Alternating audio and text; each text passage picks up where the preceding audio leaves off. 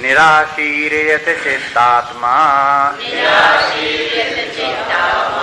त्यक्त सर्व परिग्रहः शारीरं केवलं कर्म कुर्वन्नाप्नोति किल्बिषम् यदृच्छालाभसन्तुष्टो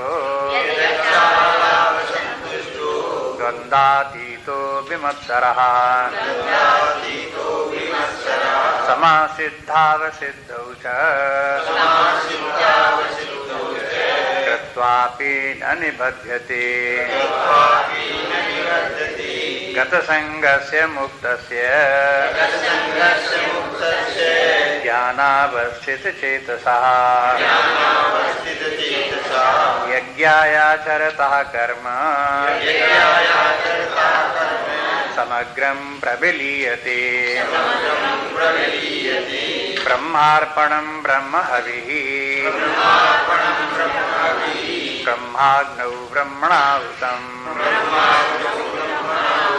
ब्रह्मैव तेन गन्तव्यम् ब्रह्मकर्म समाधिना ब्रह्मार्पणं ब्रह्महविः ब्रह्माग्नौ ब्रह्मणाहुतम् ब्रह्मैव तेन गन्तव्यम् ब्रह्मकर्म समाधिना।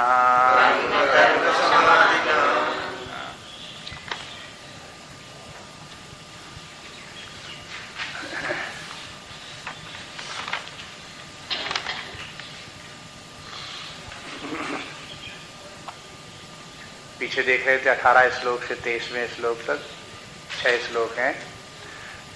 इनमें 6 श्लोक हैं। इन 6 श्लोकों में निष्काम कर्म और उसके द्वारा प्राप्त ज्ञान और ज्ञान प्राप्त करके मुक्ति, ये संपूर्ण अवस्था का वर्णन कर दिया। इसलिए 23वें श्लोक में मुक्तस्य शब्द का प्रयोग कर दिया कि माने व्यक्ति वो मुक्त है। क्या क्या मुक्त व्यक्ति के लक्षण फिर हो गए वो कि कर्म कैसे करता है, उसका ज्ञान कैसे है, व्यवहार कैसे है, इन सब का वर्णन उसमें हो गया। मुख्य बात वो हो कि वो अपने आप को आत्मा करके परमात्मा करके जानता है, शरीर प्राण मन बुद्धि में तादात्म्य नहीं रखता। कर्म जितने भी होते हैं वो शरीर प्राण मन बुद्धि से, तीनों शरीरों से कर्म होते हैं। इसलिए कर्म से उसका तादात्म्य नहीं, न तीनों शरीरों से उसका तादात्म्य, न तीनों शरीरों से होने वाले कर्मों से उसका तादात्म्य। उनसे वो अपने आप को अलग करके देखता है। फिर इस अवस्था में जितने भी कर्म होते हैं वो उसके कर्म लोक कल्याण के लिए कर्म होते रहते हैं। उसकी अपनी कोई उसमें कामना नहीं रहती, व्यक्तिगत कामना, व्यक्तिगत स्वार्थ के लिए नहीं। फिर उसकी जीविका कैसे चलती है, खाना पीना कैसे चलता है, यदर्च्छालाभ संतुष्टा। फिर वो परमात्मा की कृपा से उसे जो कुछ भी प्राप्त होता है उससे वो संतुष्ट रहता है। त्यक्त सर्व परिग्रह, वो कोई भी परिग्रह अपने पास नहीं रखता। स्वयं उनका संग्रह करके, धन संचय करके खूब रखे, खूब सामान संग्रह करके रखे, तब उसे लगे कि हम सुरक्षित हैं। ये तो संसारी लोगों की बातें हैं। लेकिन जहाँ वो हो आध्यात्मिक साधना की तो फिर वो सब ये संचय इत्यादि करना उसका काम नहीं रहता, उसमें उसकी कोई प्रीति नहीं। और ये सब बंधनकारी भी है। जिन जिन का निषेध किया ये सब बंधनकारी हैं। कर्म में कर्ता भाव हुआ तो बंधनकारी, कर्म के फल की आसक्ति हुई तो कर्म के फल के ऊपर निर्भर हो गए तो उसमें बंधन होगा। इसलिए सिद्ध्यावसिद्धौ समा बोल दिया कि चाहे सफलता हो चाहे असफलता हो, लाभ हो चाहे हानि हो, उसके फल के ऊपर निर्भर नहीं है, तभी तो मुक्त है। कर्म के फल के ऊपर अगर आसक्त रहे, निर्भर रहे तो मुक्त कहाँ रहे। इसी तरह से कर्म के द्वारा जो कुछ भी वस्तुओं का संग्रह किया, अगर उन संग्रह वस्तुओं के ऊपर हमारा जीवन निर्भर हुआ तो मुक्त कहाँ रहे। हाँ, इसलिए उनसे उनके ऊपर भी निर्भर नहीं, इसलिए मुक्त है। मुक्त के माने अपनी सत्ता से स्वयं अपने आप से विद्यमान है, कहीं किसी पर दूसरे पर आश्रित नहीं है। न व्यक्ति पर, न वस्तुओं पर, न परिस्थितियों पर, न कर्म पर, न प्रारब्ध पर, न भविष्य पर, न भूत पर, कहीं किसी पर जो वो हो आश्रित नहीं है। इसके कारण से मुक्तस्य है। इसलिए मुक्तस्य के साथ में शब्द कल बोल दिया एक, ज्ञानावस्थित चेतसा, चित्त जो है सदा आत्मज्ञान में ही दृढ़ है। बस बहुत बातें तो निषेधात्मक है, मुख्य बात एक जो विधेयात्मक बात है वो कि अपना चित्त अपने आत्म स्वरूप में स्थित है, ये तो विधेयात्मक बात है। बाकी निषेधात्मक बात क्या, न हमारा कर्म से संबंध है, न कर्म के फल से संबंध है, न कर्ता भाव से संबंध है, न तीन शरीरों से संबंध है, न कर्म के फल से प्राप्त हुए जो वस्तुओं के संग्रह से हमारा संबंध, ये सब निषेधात्मक बात है। निषेधात्मक बातें तो बहुत हो गई, उन सबसे कोई अपना संबंध नहीं। अब उसमें विधेयात्मक बात ये कि अपना स्वरूप अपना आत्मा में ही, आत्मा आनंद स्वरूप अपने आप से पूर्ण है, उसी में स्थित है, उसी में संतुष्ट है। अब जब आत्मा बोल दिया तो वो बातें जहाँ अन्यत्र आती रहती हैं। आत्मा ही सर्वात्मा है, सर्वभूत आत्मा है, सब जितने भी सारा जगत है ये सब आत्मा स्वरूप ही है। आत्मा जो हम है वही सब है, सबके भीतर भी विद्यमान है, सब हमारे ही रूप हैं, हम किसी से भिन्न नहीं है, इस प्रकार का भाव रखने वाले। बस एक शब्द कहते हैं कि देखो ऐसे लोग हैं जो मुक्त व्यक्ति हैं, वो अपने पास कुछ नहीं रखते, लेकिन वो सारे संसार के सारे जगत के स्वामी होते हैं, रखते अपने पास कुछ नहीं। तो फिर कैसे स्वामी होते हैं? कहते आप देखो किसी सेठ को देखो, किसी धनी व्यक्ति को देखो, वो कैसे रहता है? वो अपने जेब में तो 1 टका नहीं रखता, उसका सारा पैसा उसके मुनीम के पास रहेगा, उसके ड्राइवर के पास रहेगा। जब चलेंगे तो अब पेट्रोल भराना है तो कोई अपने जेब से निकाल पैसा थोड़ा देंगे, वो ड्राइवर के पास रहेगा, पैसा अपने पेट्रोल भराएगा, हिसाब जा करके मुनीम को देगा। वहां पर जहां कहीं पे अपने घर पे जहां कहीं पे हैं वहां जितना खर्चा करेगा तो मुनीम खर्चा करेगा, अपने को क्या लेना देना। कहीं कोई पकड़े उसको, माने पकड़ हो जाए किसी की सेठ की, तो उसके पास क्या निकलेगा? एक थैला नहीं निकलेगा, हैं? बस जैसे वो अपने पास कुछ नहीं रखता, ये होशियार लोगों की बातें हैं, संसारी होशियार व्यक्ति, वो अपने जेब में कुछ नहीं रखेंगे, लेकिन है तमाम पैसा उनके पास, स्वामी सबके हैं। इसी तरह से ज्ञानी व्यक्ति तीनों लोगों का स्वामी है, लेकिन जेब में टका नहीं, पैसा धेला नहीं। फिर तीनों लोगों का स्वामी कैसे है? बस ज्ञानावस्थित चेतसा, ज्ञान के द्वारा अपने आत्मभाव में स्थित है, और सारा जगत आत्म स्वरूप ही है, और सब में आत्मभाव है।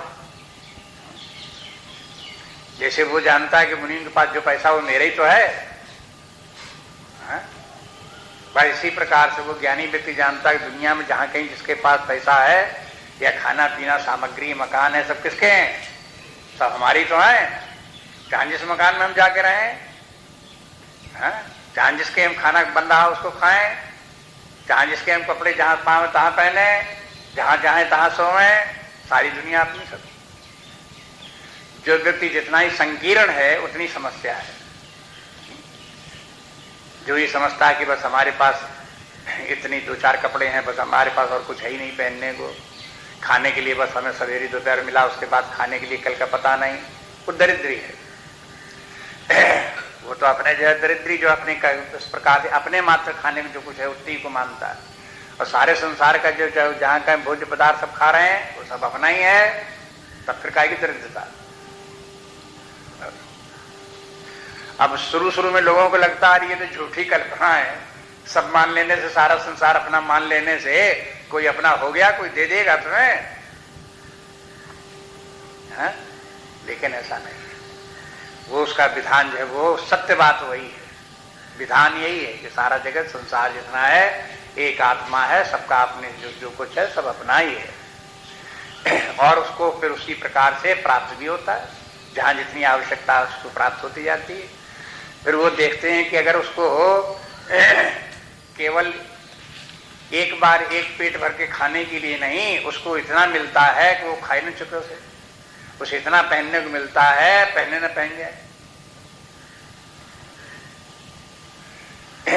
फिर वो मिलता है तो उसको बांटता जाता है। फिर स्वामी अखंडानंद जी के पास तमाम पैसा आता है, क्या करते हैं, तमाम लोग कपड़ा देते हैं, तमाम खाए, अब वो अपने पास रखें तो जाने कितने और साधु सन्यासी महात्मा और जो कुछ दिखाई दे उनको, सबको उनको बांटते रहो बांटते रहो बांटते रहो। अरे अपने पहनने को तो संभाल नहीं, दूसरे लोगों को बांटते बांटते तमाम इतना आ जाता है। खाने के लिए इतना मिलता है कि अपने खाने क्या लेकर बांटे बांटे रहो सबको, तभी तमाम ऐसे करके देखो, ऐसा लगता है कि इसके माने जो है ये व्यक्ति की अपनी कोई समस्या नहीं, अपनी कोई कामना नहीं, अपनी कोई जरूरतें नहीं, अपनी की कोई पूर्ति, इस प्रकार की अवस्था प्राप्त है। ये किस प्रकार से इसको करके देखना चाहिए, प्रैक्टिकली इसको करके देखना चाहिए। जिनको कि ये जिनको हो गया वो व्यक्ति सिद्ध हो गए,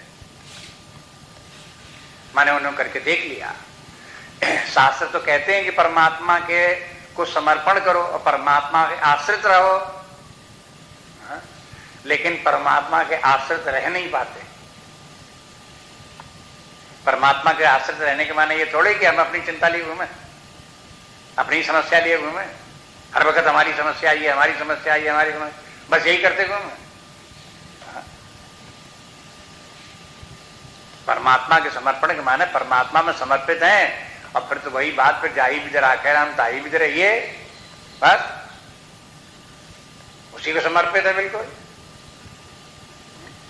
लेकिन उसी प्रकार से कैसे रहे, अपनी कामनाएं, अपनी प्लानिंग, अपनी इच्छा, हम ऐसे रहे, हम वैसे रहे, हमें ये मिले, हम वो मिले, ऐसा मकान, ऐसा कमरा, ऐसी चारपाई, ऐसे कपड़े, ऐसा खाना, वैसा खाना, बस यही सब सोचते रहोगे तो बस छुट्टी बात, फिर वही चक्कर में फंस गए, बंधन, और रोते रहो, फिर रोना भी बना रहे, शिकायतें भी बनी रही, परेशानियां भी बनी रही, छूट नहीं सकती। इसलिए जो ये युक्ति है अध्यात्म विद्या के जीवन जीने की युक्ति, इसे स्वयं विचार करके समझना चाहिए। शास्त्र में इसी को बात, इन 6 श्लोकों को आप अच्छी तरह से बार बार पढ़ें।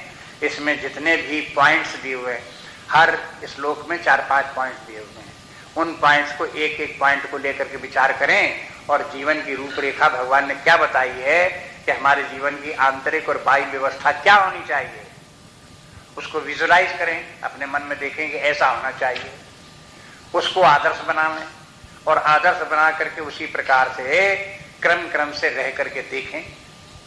एकाएक न बनता हो तो विक्रम से रह करके देखें, उसी प्रकार से एक एक थोड़ा थोड़ा करके देखें।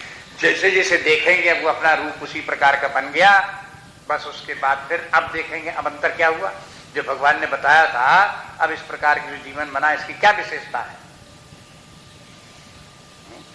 जैसा भगवान बताते हैं उस प्रकार का फिर वो मुक्त जीवन हुआ, आनंद में जीवन हुआ, पूर्णता का जीवन हुआ कि नहीं हुआ, देखो फिर उसमें अनुभव करो। सत्य यही है, शास्त्र भी यही कहते हैं, संत लोग भी यही कहते हैं, और सुनते भी बहुत लोग हैं, लेकिन कोई बिरला व्यक्ति ऐसा होता है जिसके चित्त में ये बात चढ़ती है, नहीं चित्त में चढ़ती नहीं है। अधिकांश व्यक्ति जो है वो हजारों लोग, लाखों लोग सुनते हैं, लेकिन यही कहते हैं तो कल्पना है, ये तो कल्पना है, इससे कल्पना से क्या होगा, मन के लड्डू खाने से थोड़ी कुछ होता है, मन के लड्डू खा लेने से कुछ थोड़ा होता है, इससे क्या रखा है इन बातों में, क्या ऐसे ही कह करके जहां के तहां उसी संसार की दलदल में पड़े रहते हैं और उसी को सत्य मानते हैं। संसार की दलदल, संसार के दुख, संसार के क्लेश, वही सत्य है। आध्यात्मिक जीवन की जो रूपरेखा भगवान बता रहे हैं उनकी दृष्टि वो कोरी कल्पना है, झूठ मूठ की बातें हैं, उनमें क्या रखा हुआ है, ऐसे समझ करके वो अपने को बड़ा चतुर समझते हैं, बड़े होशियार समझते हैं, और अपने आप अपने उसी प्रकार से नाना प्रकार के भय, दुख, चिंता इत्यादि भोगते रहते हैं। कोई बिरला व्यक्ति जिसको चेतना चढ़ जाती है इसमें आते तो उसे पता लगता है हाँ ये बात थी। जब उस मार्ग में आवे, उस प्रकार से जीवन जिए, तब कहे हमें तो पता ही नहीं था ये इस प्रकार का जीवन है, ऐसा इसका आनंद है, ऐसी श्रेष्ठता इसकी है, ऐसी इसकी महिमा है। बड़ी मुश्किल से समझ में आती बात है, बात सरल सी लेकिन समझना बहुत मुश्किल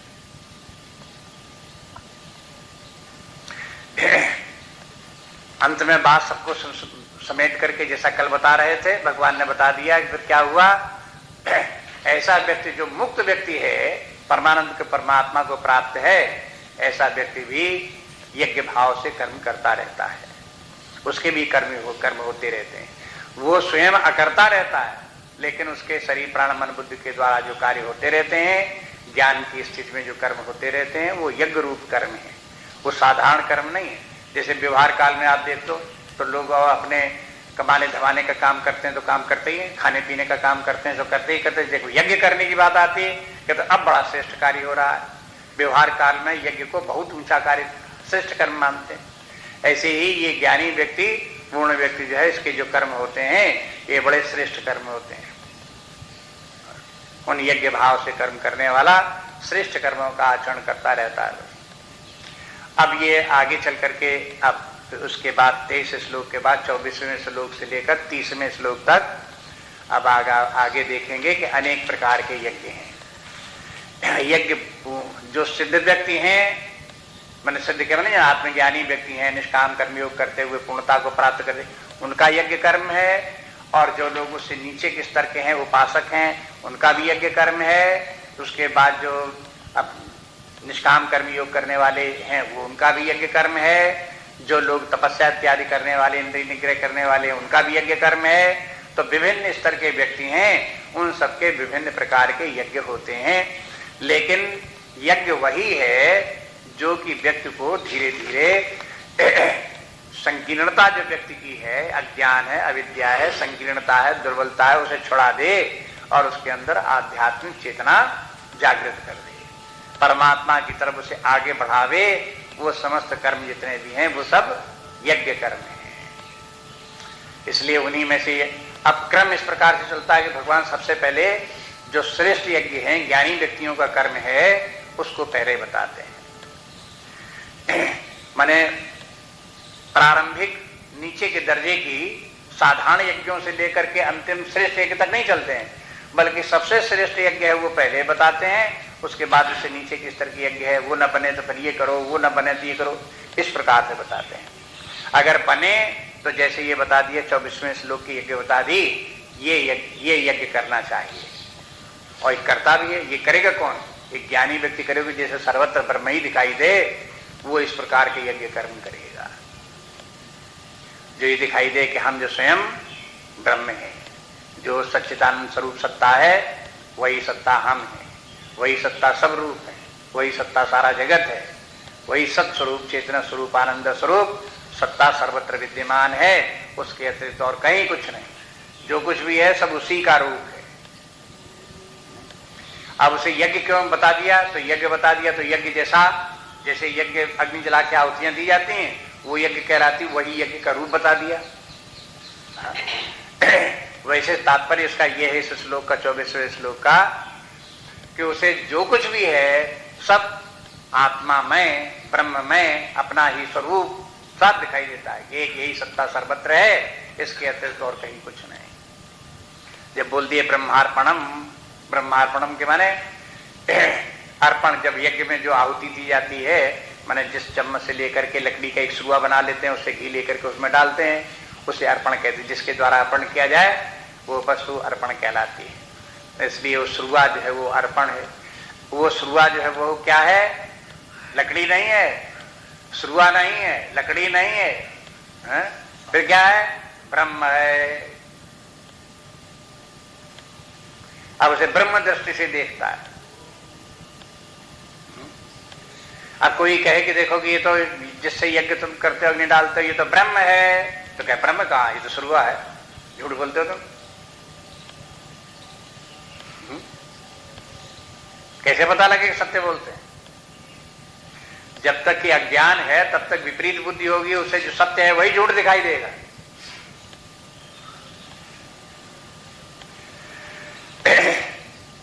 शिक्षक लोग अध्यात्म विद्या की जो शिक्षा देते हैं, वो जो कुछ बताते हैं, सुनने वाले को क्या लगता है?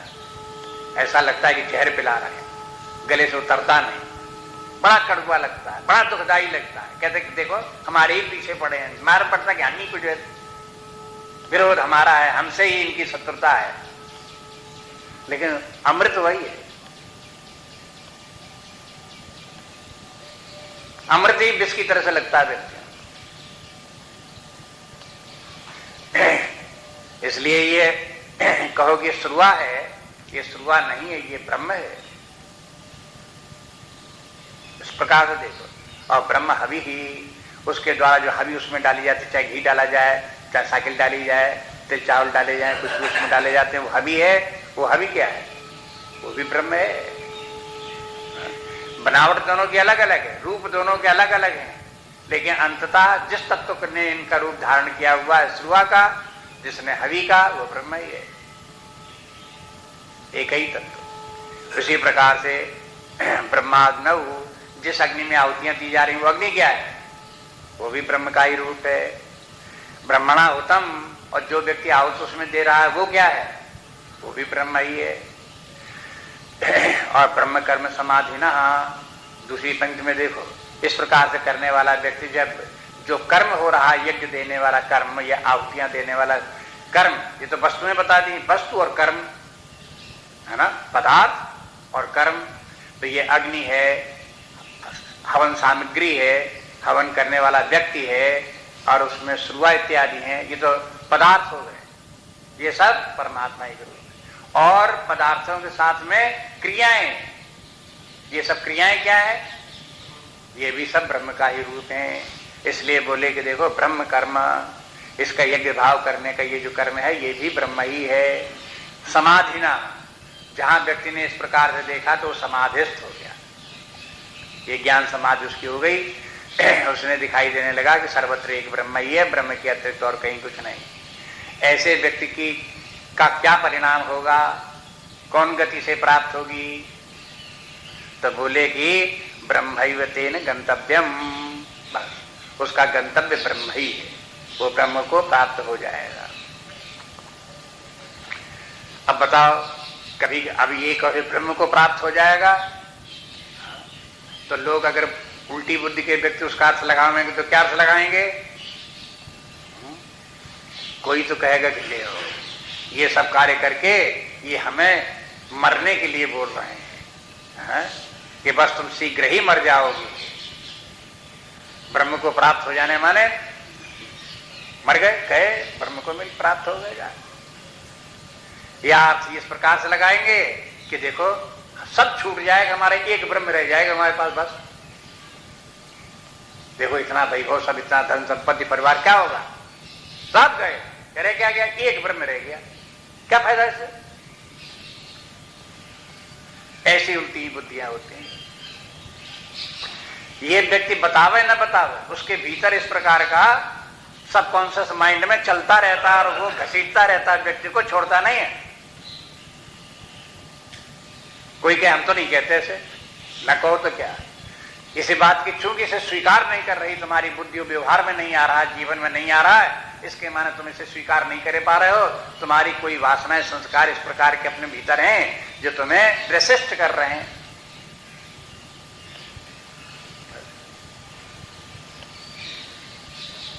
ये यज्ञ का रूप हुआ है।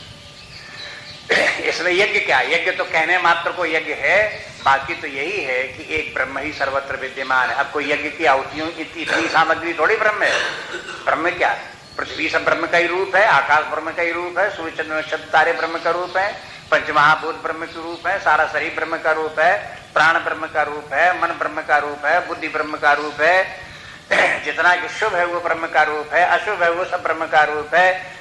जो कुछ भी नाम रूप जहां कहीं भी तीनों लोकों में जो कुछ है सब ब्रह्म रूप है।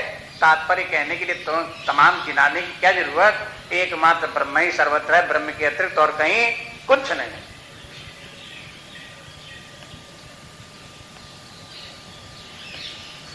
जितना जितना नाम रूप आत्मा भेद दिखाई देता सब झूठ बात, कुछ तत्व नहीं।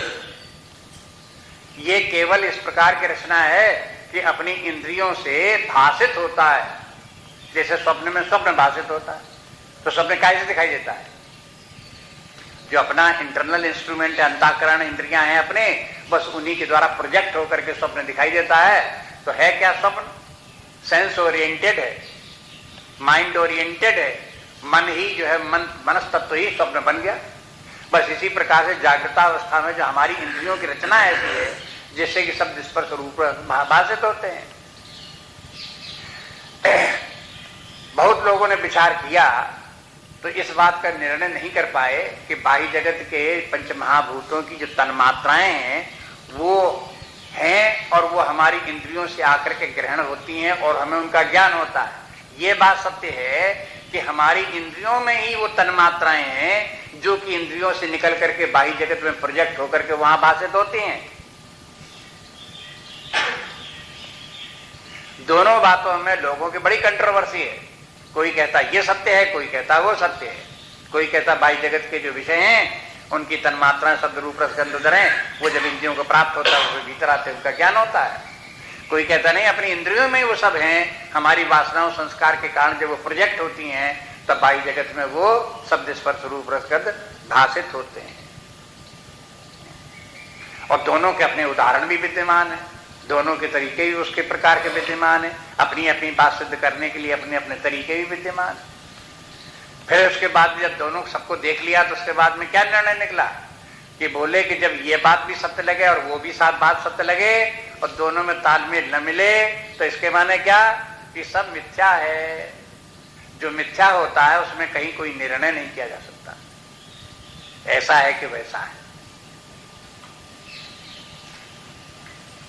सत्य हो तो निर्णय हो जाए, जहां मिथ्या होगा वो अनेक प्रकार से भाषित होगा और उसका निर्णय नहीं हो पाएगा। ये नाम रूपात्मक जगत मिथ्या होने के कारण से ये किस प्रकार का कैसा क्या है इसका निर्णय करना कठिन है इसका। बस इसमें सत्य क्या है, एकमात्र अधिष्ठान रूप जो ब्रह्म है वही एकमात्र सत्य है, उसी ब्रह्म भाव में रहे। और जहां ब्रह्म भाव छोड़ करके आ गए शरीर भाव में, बस उसी के साथ साथ शरीर भाव में मैं तुम लगने लगा और फिर हीनता लगने लगेगी, कहीं कुछ लगने लगेगा, कहीं कुछ लगने लगेगा, नाना प्रकार की समस्याएं पैदा हो जाएंगी, परेशानियां पैदा हो जाएंगी।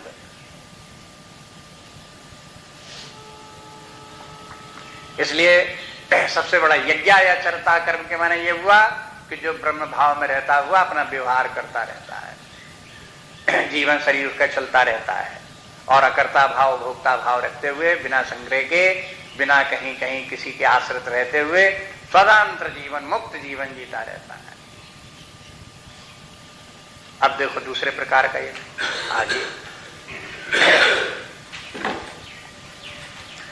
दैवमेवा परे यज्ञम योगिनः पर्युपासते ब्रह्मज्ञाव परे यज्ञम यज्ञेन नैवोपजुह्वति दैवमेवा परे यज्ञम योगिनः पर्युपासते ब्रह्मज्ञाव परे यज्ञम यज्ञेन नैवोपजुह्वति।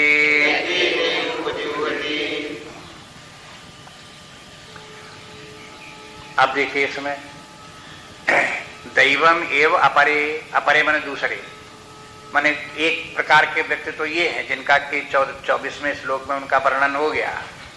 अपरे माने दूसरे लोग जिनसे ये नहीं बनता वो क्या करते हैं, उनके पास उनके लिए भी यज्ञ है, उनकी दूसरी यज्ञ दूसरे प्रकार की है जो पहले से जरा आसान है, सरल है, उस प्रकार की यज्ञ करो। तो अपरे लोगों के लिए दैवमेव, फिर उनको देवताओं के लिए ये पर्युपासते, वे लोग दैवम देवता की उपासना करते हैं।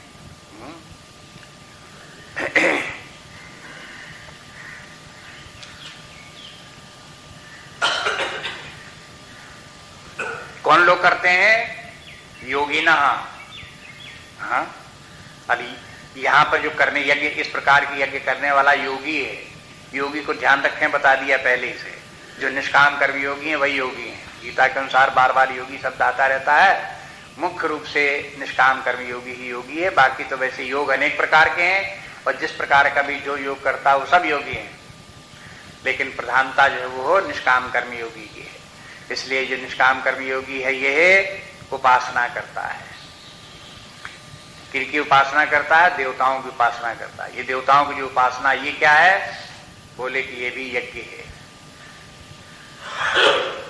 उपासना करने में व्यक्ति सर्वत्र ब्रह्म को नहीं देखता, ये देखता है कि हम उपासक हैं, देवता जो है उपास्य हैं। जैसे भगवान देव कुमार पर ब्रह्म परमात्मा भी, ईश्वर जो है वो भी उपास्य है, उसकी उपासना करते हैं। ईश्वर की उपासना करो, परमात्मा की उपासना करो। अथवा और दूसरे देवता जैसे भगवान राम की उपासना करो, कृष्ण की करो, शिव की करो, इनकी उपासना की जाती है। अथवा वैदिक उपासनाएं और भी बहुत प्रकार की हैं, जिनका पहले बता चुके आपको उपासनाएं, जैसे सूर्योपासना है, वरुणोपासना है, ये भी उपासना है। अग्नि उपासना है, प्राणोपासना है। ये इस प्रकार से ये सब देवता है, सूर्य देवता है, चंद्र देवता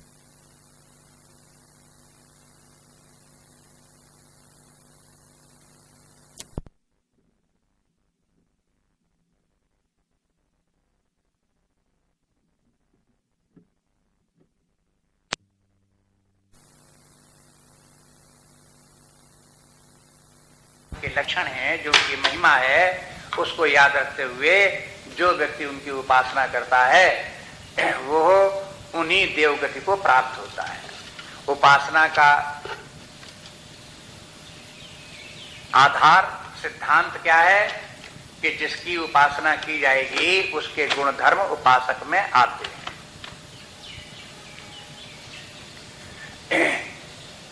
जैसा आप सोचोगे वैसे ही बनोगे। भगवान राम की उपासना करो, जैसे भगवान राम है बार बार उन्हीं का चिंतन करो, जैसे भगवान राम है वैसे ही बनोगे, वही गुणधर्म आने लगेंगे। भगवान कृष्ण की उपासना करो, जो महिमा उनकी है वही अपने अंदर आने लगेगी। शंकर जी की उपासना करो, जो उनके गुणधर्म लक्षण होंगे अपने में आने लगेंगे। इसलिए उपासना ये। अब उपासना में ये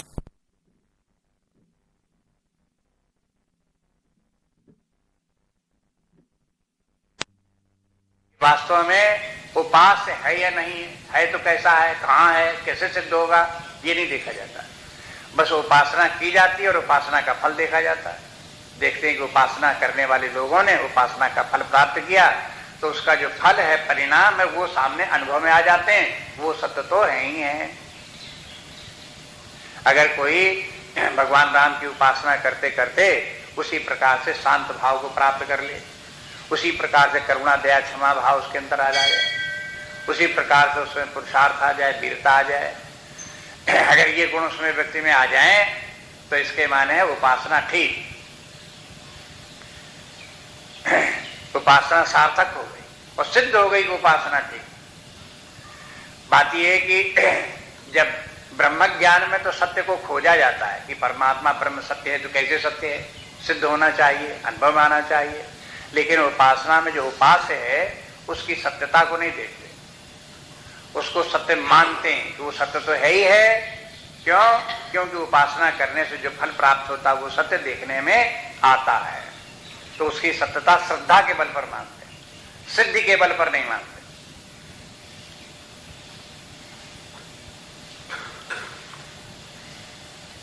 ऐसे मान करके उस परमात्मा की उपासना करें, ईश्वर की उपासना करें, देवता की उपासना करें।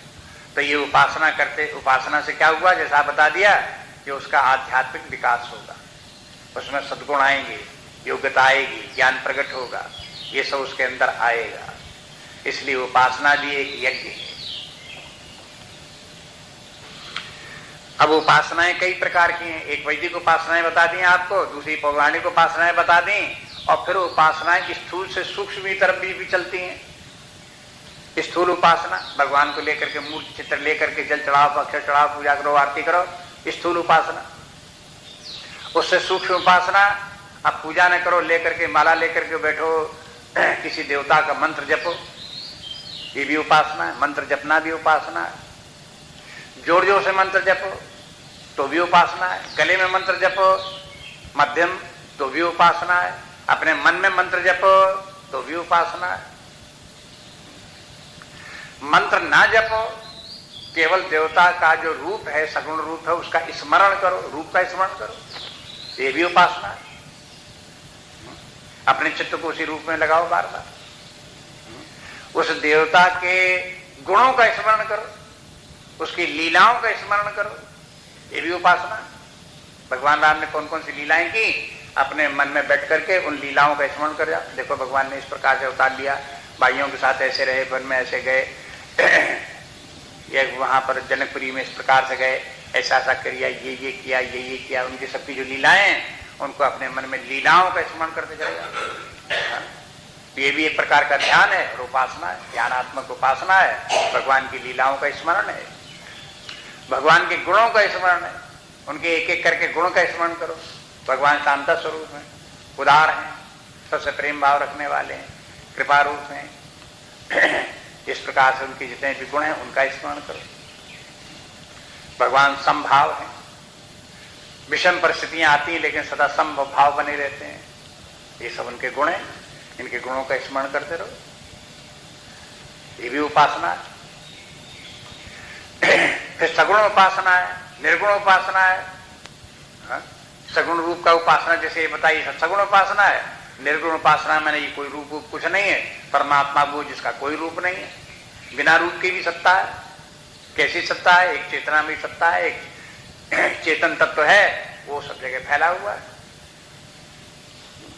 बस वो आनंद स्वरूप भी है, अपनी सत्ता से स्वयं विद्यमान है, वो कोई भौतिक वस्तु नहीं है, अभौतिक तत्व है, सर्वत्र व्यापक होकर विद्यमान है। इस प्रकार से उसका चिंतन करना, ये भी उपासना। इसलिए जितनी भी ये सब उपासनाएं हैं, ये सब देव उपासनाएं महत् बुद्धि रख करके की जाती है। जिसकी उपासना करते हैं उसमें कैसी बुद्धि? महत् बुद्धि, वो महान है, प्राप्तव्य है। हमें वो स्थिति अभी प्राप्त नहीं है, वैसी स्थिति हमको भी प्राप्त हो जाए, अपने आप से उसको महान से समझ करके तब उसकी उपासना करते हैं। तो इस प्रकार से दैवोपासना हो गई, ये भी एक यज्ञ हो गया। इस यज्ञ के जैसे अन्य यज्ञों का फल होता है, वैसे इस यज्ञ का फल है। व्यक्ति के पाप दूर हो जाते हैं, सत्वगुण की वृद्धि हो जाती है, सद्गुण उसमें आ जाते हैं, परमात्मा को प्राप्त करने की क्षमता योग्यता आ जाती है। इसलिए ये सब यज्ञ के इसके फल है, उसको प्राप्त होते हैं। और फिर बोले कि इसके बाद जो है ये है ब्रह्मावपद, एक दूसरे प्रकार के ब्रह्माग्नौ अपरे, अपरे मैंने फिर दूसरे। अब छोड़ो इनको उपासकों को, अब एक दूसरे प्रकार की यज्ञ और करो। ये कौन सी है? ब्रह्माग्नि, ब्रह्म को ही अग्नि बनाओ। हाँ? और ब्रह्म की अग्नि में आहुति दो। किस बात की आहुति दो? कहते यज्ञम यज्ञ नयोपजुह्वति, ब्रह्म की अग्नि के यज्ञ में एक ऐसी यज्ञ करो जिसमें यज्ञ की ही आहुति दो। अब देखो ये थोड़ा सा जटिल मामला हो जाता है। इसको यज्ञ से यज्ञ में आहुति देना, यज्ञ से ही यज्ञ में आहुति देना। तो इसमें जहां पर कि अपने आप से अपनी बुद्धि से जल्दी समझ में ना आवे, तहां क्या करना चाहिए? आचार्यों की सहायता ले लेनी चाहिए। शंकराचार्य जी की शरण में जाओ, पूछो कि भाई क्या मामला है ये, हाँ? तो वो बता देंगे कैसा है।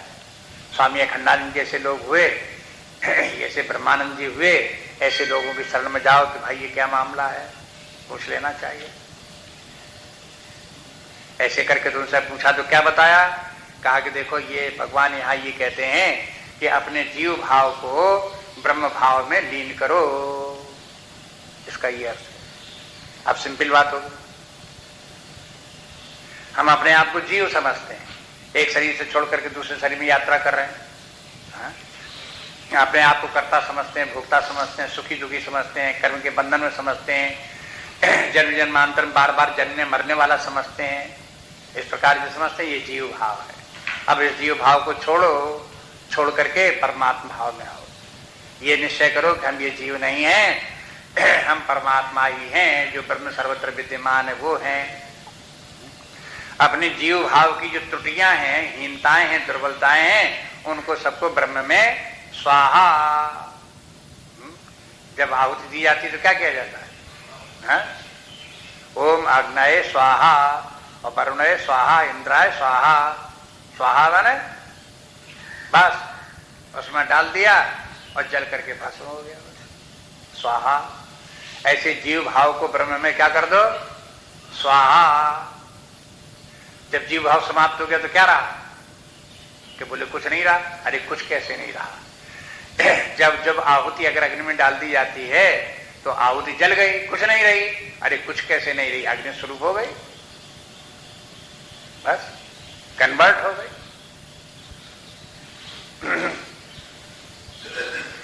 जैसे घी है, घी में अग्नि है कि नहीं है? आपको भी नहीं है, लेकिन घी में अग्नि है। जब उसे अग्नि में डालोगे तो घी की अग्नि अग्नि का रूप धारण कर लेगी। अभी घी में अग्नि नहीं दिखाई देती थी, लेकिन अग्नि का संस्कार जब पाया तो उसने अग्नि रूप धारण कर लिया। और वो अग्नि घी में कुछ एक मैटर और भी था अग्नि के अतिरिक्त, जिसमें कि वो आवृत थी। लकड़ी में भी अग्नि है। लकड़ी एक ऐसी वस्तु है जिसके भीतर अग्नि आवृत है, ढकी हुई है। जहां अग्नि से संसर्ग उसका हुआ तो क्या हुआ कि लकड़ी के भीतर की अग्नि अग्नि के साथ में मिलकर के प्रकट हो गई, और जिसने आवृत कर रखा था अग्नि को वो वस्तु अलग हो गई। वो कितनी थी?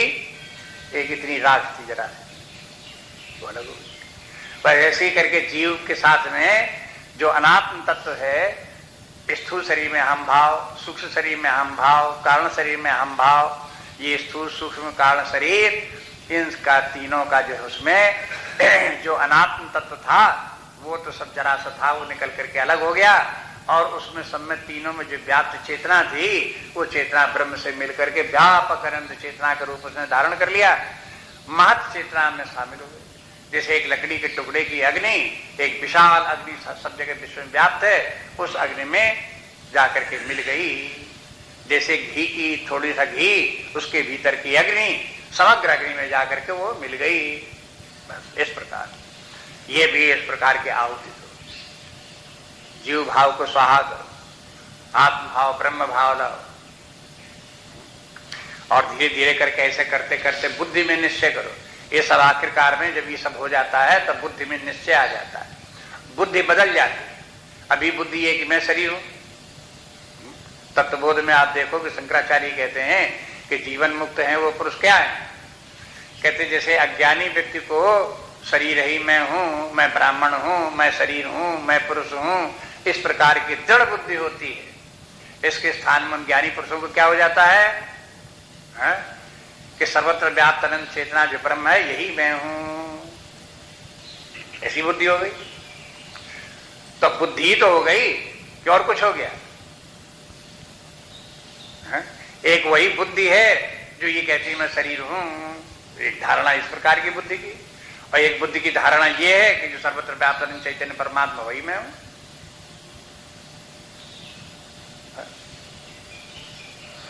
बुद्धि बदलो। तो अब ये यज्ञ कौन सी हुई? इस प्रकार की बुद्धि को बदलने का, रूपांतरित करने का। ये बुद्धि को ऐसे बदल करके बनाओ।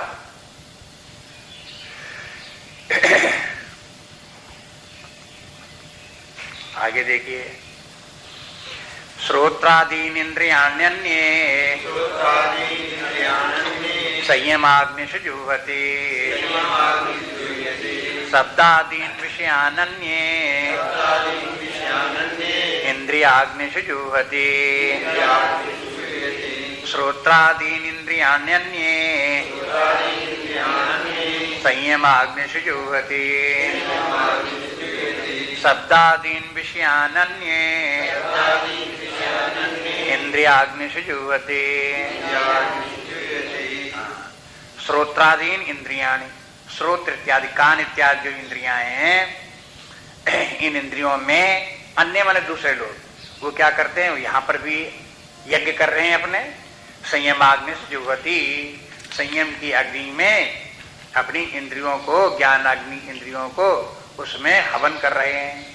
अब देखो हर यज्ञ में हवन होगा, एक होगी अग्नि और दूसरी होगी उसमें डालने वाली सामग्री होगी, जो उसमें डालती तो हो गया हवन, हो गई यज्ञ हो गया। लेकिन हमेशा आवश्यकता ये नहीं है कि वही लकड़ियों की आग जलाई जाए और वही घी डाला जाए। अग्नियां अनेक प्रकार के हो सकती हैं।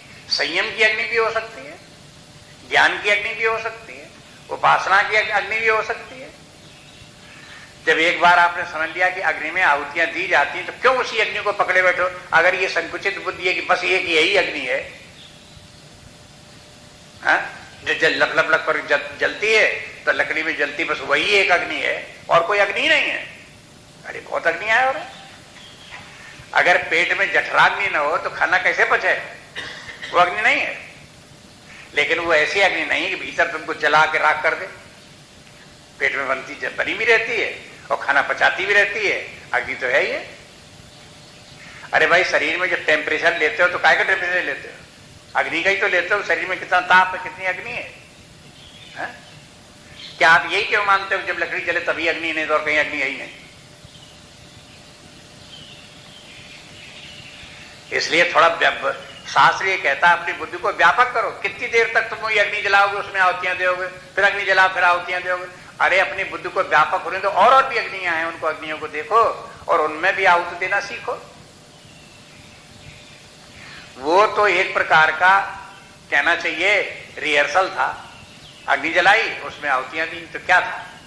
प्रारंभ करने के लिए थोड़ा सा एक प्रकार की स्थूल यज्ञ करा दी गई और तुम्हारे द्वारा उनका सबका जो है रिहर्सल करा दिया गया। अब उसके बाद अब आपके जो सूक्ष्म, जितने भी सूक्ष्म यज्ञ हैं, उन सब सूक्ष्म यज्ञों को, सूक्ष्म अग्नियों को, अन्य प्रकार की अग्नियों को देखो, अन्य प्रकार के आहुति की सामग्रियों को देखो, उनमें आहुतियां करना सीखो।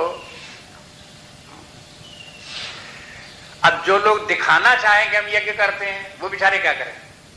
उनको तो वही अग्नि स्वाहा करके बड़ी भारी जलानी पड़ेगी। कहीं 11 कुंड जलाने पड़ेंगे, कहीं 101 कुंड जलाने पड़ेंगे, और फिर उनमें तमाम मनो सामग्री उसमें डालनी पड़ेगी, तब तो दिखा पाएंगे। अगर संयम की अग्नि जलाएं और उसमें ज्ञानेंद्रियों की उसमें आहुतियां दें, तो भला किसको दिखाई देगा कि यज्ञ कर रहे हैं? लेकिन साधनाएं किसी को दिखाने के लिए थोड़ा है। ये साधनाएं तो अपने आत्म विकास के लिए हैं, आध्यात्मिक विकास होना चाहिए। अगर जिनको आध्यात्मिक विकास करना है तो फिर उन स्थूल यज्ञ पहले कर ली, और उसके बाद में जहां उनको सूक्ष्म यज्ञ समझ में आ गई, उच्च स्तर की साधनाएं समझ में आ गई, अपने उच्च स्तर की साधना करने लगते हैं, नीचे के स्तर की स्थूल साधनाएं छूट जाती हैं। बस और क्या है, अपने आगे बढ़े, सूक्ष्म साधनाएं अपने करते हुए आगे बढ़ते जाते हैं। उसी को पकड़े थोड़े बैठे रहेंगे सारी जिंदगी उन्हीं को।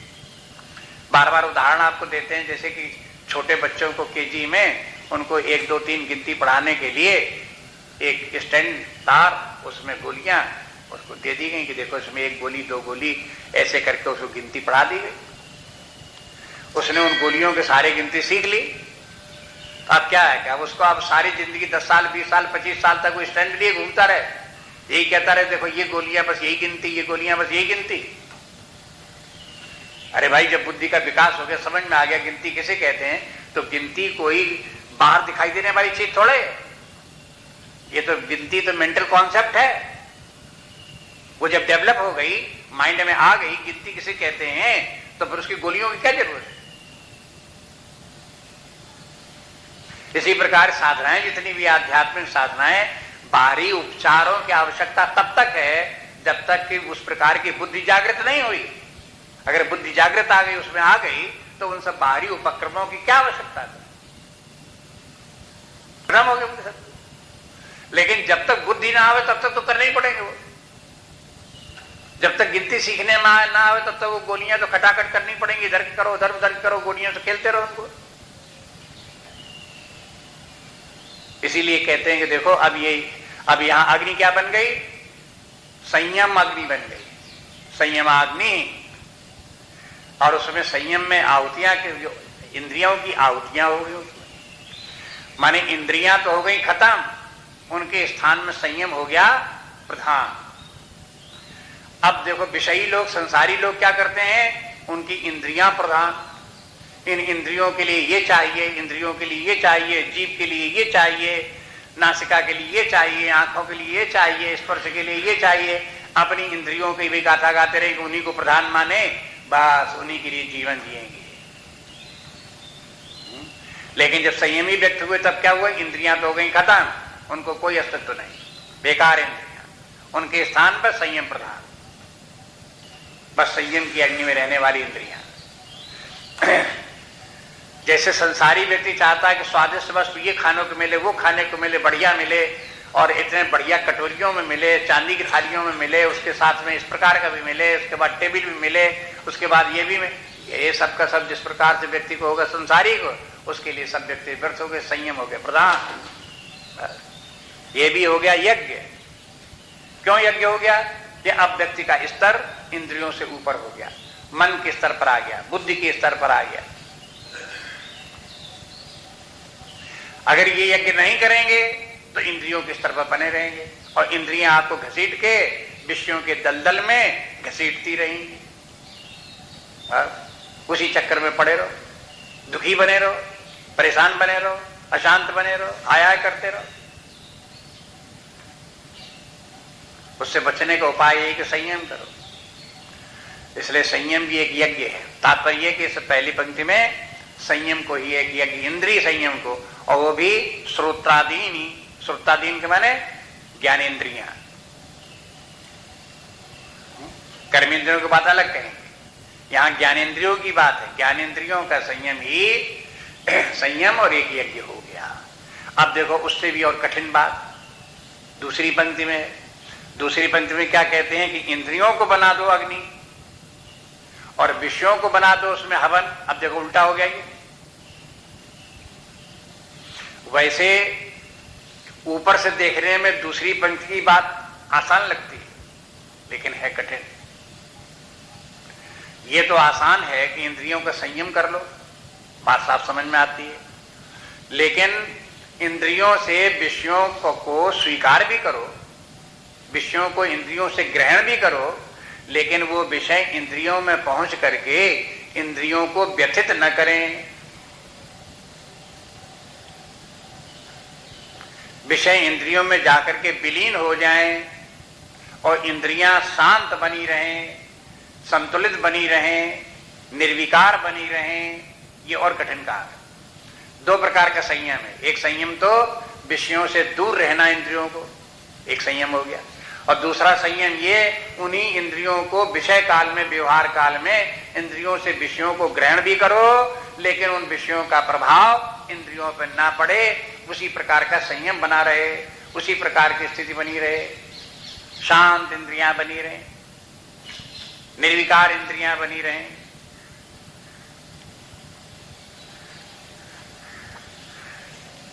ये भी एक यज्ञ। इसलिए बोले कि शब्दादीन विषयानन्ये, शब्द इत्यादि जो विषय हैं इनको इंद्रियाग्निषु, इंद्रियों की अग्नि में जुह्वति, उसमें जो है उनका हवन करता है। इंद्रियों की अग्नि में विषय रूपी, अब एक एक इंद्रिय में एक एक विषय का हवन। श्रोत्र, जैसे श्रोत्रेंद्रिय है तो इस श्रोत्रेंद्रिय में, श्रोतेंद्रिय में ये शब्द का हवन कर दिया। इसी प्रकार से त्वक इंद्रिय में स्पर्श का हवन कर दिया, रूप का हवन नेत्र में कर दिया, रस का हवन रसना में कर दिया, गंध का घ्राण में कर दिया। हवन करने का तात्पर्य, वैसे तो हवन हर कोई व्यक्ति कर रहा है, जो कुछ भी खाता पीता सब हवन है। जो कुछ इंद्रिय भोग प्राप्त होते हैं सब इंद्रियों में पहुंच करके हवन हो जाते हैं, लेकिन अन्य व्यक्तियों को होता ये कि वो विषय इंद्रियों में पहुंच करके व्यक्ति के अंदर उद्विग्नता प्राप्त करते हैं, इंद्रियों में चंचलता, उनमें व्यग्रता उत्पन्न करते हैं। जो इंद्रियों में एक प्रकार का उत्तेजना इंद्रियों में प्राप्त होती है, उनके कारण से इंद्रियों में व्यग्रता उत्पन्न होती है, बस वो जो है वो हानिकारक है। उसके ऊपर व्यक्ति इतना संयम रखे, इंद्रियां यथावत उसी प्रकार से शांत रहें, विषय आए भी उसमें विलीन भी हो जाए, उसमें विषयों के आने और जाने में कोई अंतर नहीं।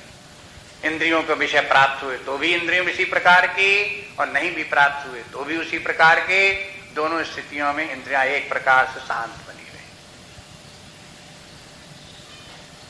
अब इस व्यक्तिगत साधनाएं व्यक्ति अपने आप अपने अंदर देखे क्या हो रहा है उसके अंदर। ये किसी को दिखाने वाली साधनाएं थोड़े, ये यज्ञ ऐसे थोड़े हैं जो किसी को दिखाओ है? अपने आप करो और अपने आप इन यज्ञों का फल प्राप्त करो।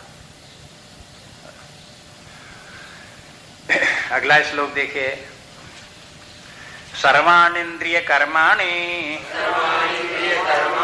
प्राण कर्माणि चापरे आत्म संयम योगाग्नौ जुह्वति ज्ञान दीपते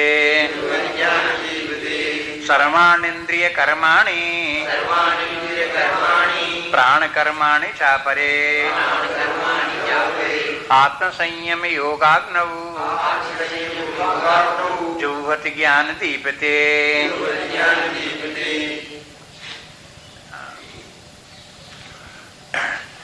पिछले श्लोक में ज्ञानेंद्रियों की बात थी, इस श्लोक में आ गई कर्मेंद्रियों की बात। अब ये दूसरे प्रकार की यज्ञ है जिसमें कर्मेंद्रियों की प्रधानता है, उनके आधार पर।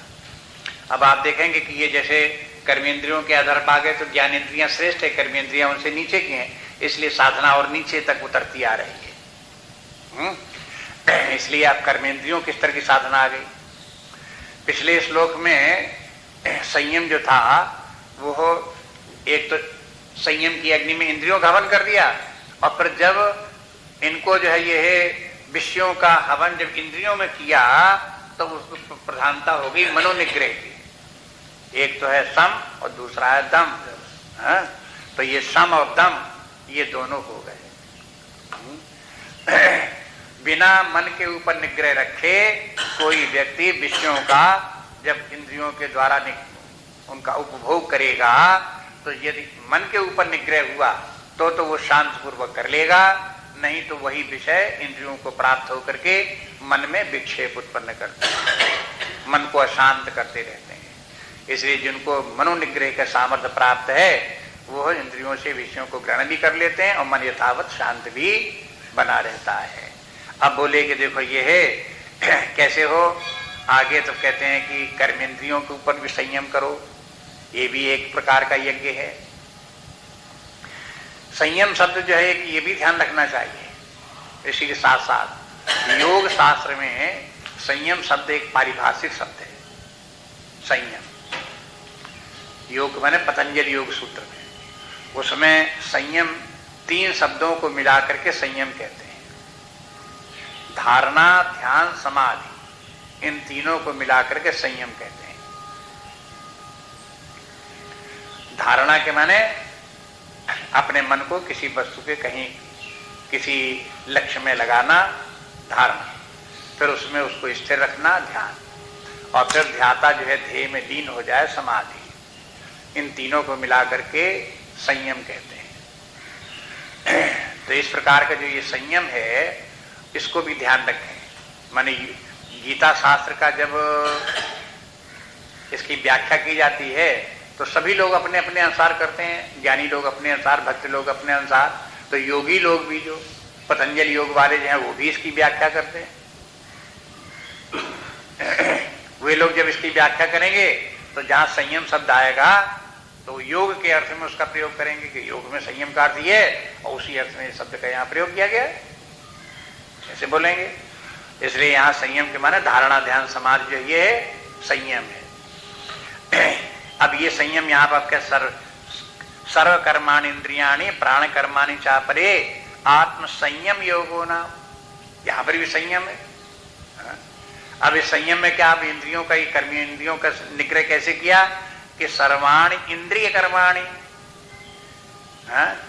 इंद्रिय कर्माणि के माने इंद्रिय कर्माण माने कर्मेंद्रियाणि, इंद्रिय पहले कर दिया, कर्म बाद में बोल दिया। तो कर्म इंद्रियों का जो कर्म है उसको, और फिर प्राण कर्माणि चापरे, और फिर जितने भी प्राण हैं उनके भी कर्म है। ये कर्म प्रधान है, प्राण भी कर्म प्रधान है, इंद्रियां कर्म इंद्रियां भी कर्म प्रधान है। तो इनके भी कर्म है, इनके भी कर्म, प्राण के भी कर्म और कर्म इंद्रियों के भी कर्म, इन सब दोनों प्रकार के कर्मों का संयम। कहाँ? आत्म संयम, आत्म संयम करो, अपने आप में संयम रखते हुए इनकी सबकी क्रियाएं हो। और आत्म संयम योगाग्नौ, आत्म संयम रूपी योग और उसकी अग्नि में इनका सबका जो है वो हवन करो। जुह्वति माने जो हवन करता है, ज्ञान दीपते माने ज्ञान दीपते माने ज्ञान के प्रकाश में ये सब कार्य यद्यपि है कर्मजन्य, सबका सब इंद्रिय कर्म इंद्रियां हैं, प्राण है वो भी कर्म है, कर्म कर्म कर्म के हैं, लेकिन ये सब कर्म भी ज्ञान से प्रकाशित हो, माने ज्ञान के द्वारा ज्ञान रखते हुए उसके द्वारा फिर इन कर्मेंद्रियों के द्वारा और प्राणों के द्वारा फिर कर्म होने चाहिए।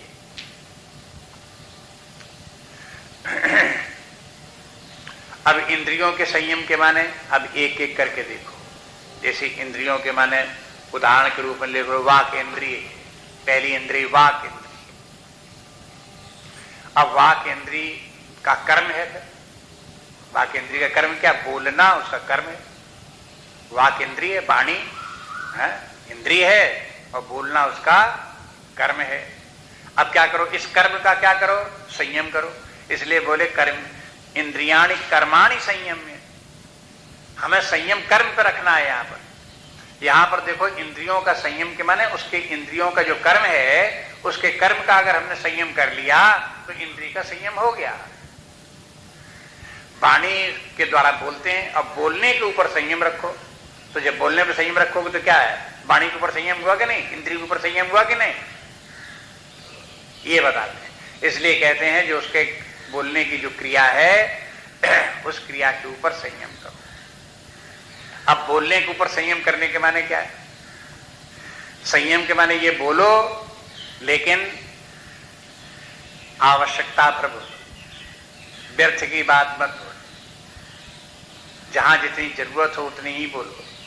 बोलो सो भी प्रिय बोलो, धीरे बोलो, हितकारी बोलो।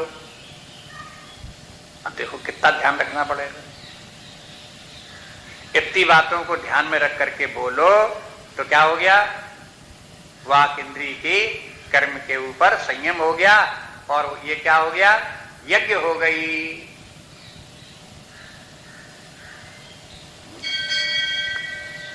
इतने प्रकार के यज्ञ हैं।